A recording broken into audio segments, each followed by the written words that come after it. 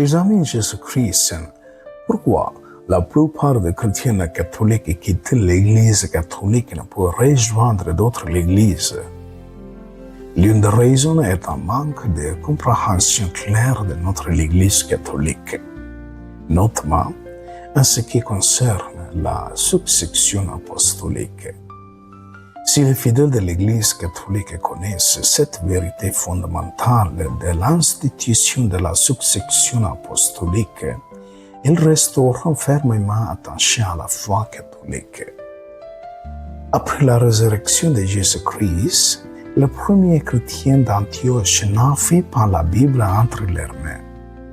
Puisqu'ils ne l'avaient pas, on ne peut nier qu'ils étaient de véritables chrétiens. Puisqu'ils n'avaient pas de Bible et ne la voyaient pas, on ne peut pas dire qu'ils ne vivaient pas une vie chrétienne. Pourtant, on les qualifiait de vrais chrétiens. Sur quel fondement et qu'est-ce qui les poussait à vivre leur foi en Jésus avec une telle ferveur sans avoir la Bible entre leurs mains? Qui les a guidés à croire en Jésus? Les premiers chrétiens vivaient leur foi en Jésus en écoutant les enseignements des 12 apôtres.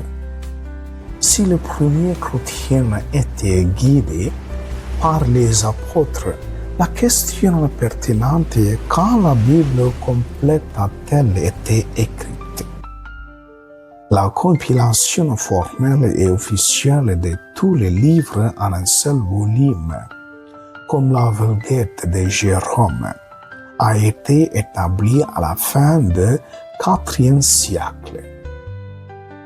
Il est clair que les premiers chrétiens n'ont pas eu accès à la Bible pendant plus de 350 ans. Qui les a guidés dans leur foi, puisqu'ils vivaient au sein de communautés différentes et dans des lieux différents?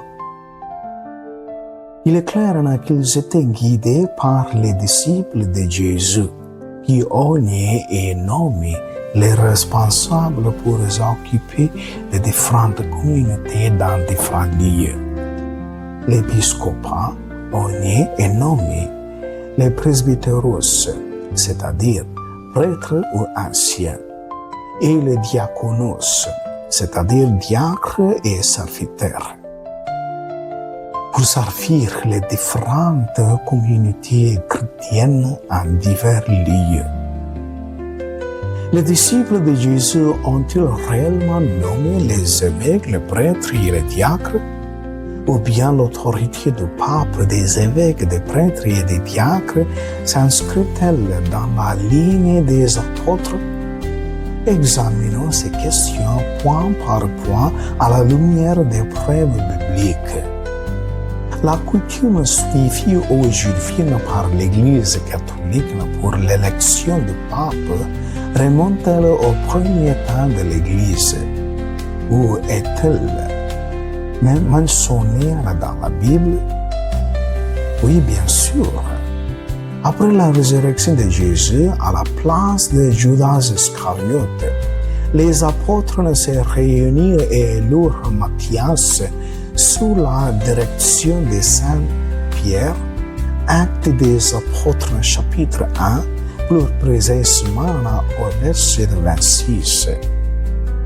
Puis ils tirèrent au sort, Matthias fut désigné.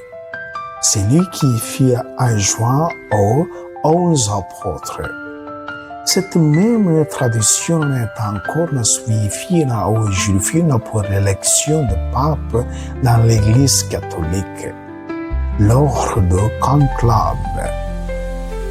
Même le nom du pape mentionné dans la Bible, 2 Timothée, chapitre 4, verset 21, Philippiens, chapitre 4, verset 3, qui ont succédé à Pierre étaient appelés Linus et Clément. Concernant les tous, on ne mentionne pas dans la Bible, mais reconnus dans la liste traditionnelle comme troisième pape évêque de Rome. On se retrouve dans la prochaine vidéo, la nomination de prêtres et de diacres. Merci à tous et bonne journée.